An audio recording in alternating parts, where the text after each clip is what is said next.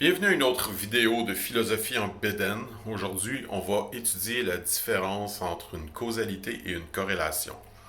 Vous avez peut-être déjà entendu ça, il faut faire attention aux corrélations, mais qu'est-ce que ça veut dire concrètement? Je vais vous donner un exemple simple que j'espère va régler une fois pour toutes dans votre tête quelle est potentiellement la différence entre les deux.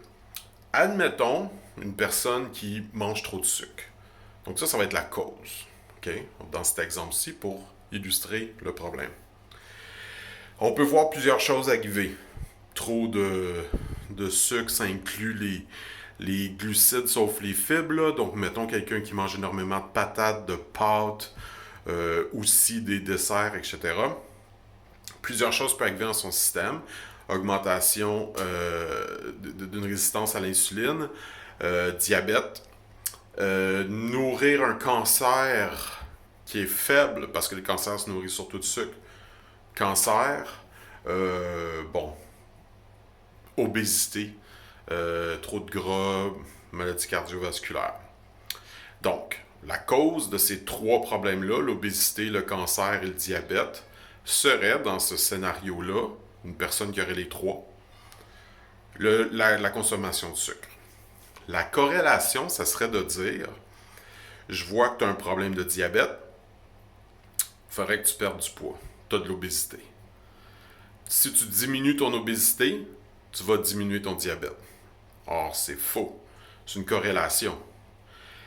La cause de l'obésité serait les glucides, de même que la cause du diabète. Donc, ce qu'il faut, c'est diminuer les glucides.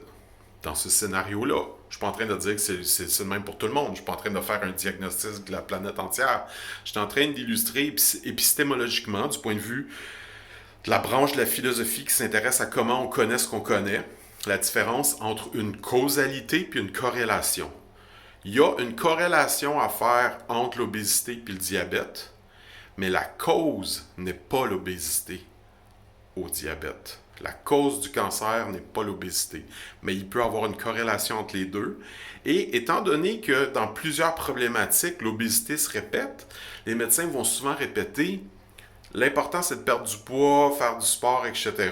Bien manger, sans spécifier ce que ça veut dire bien manger.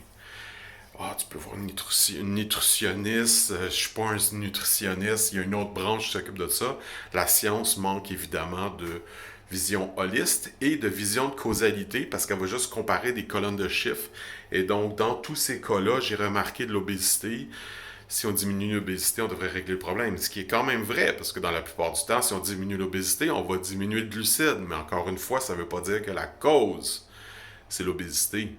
Si la cause du cancer, du diabète et de l'embonpoint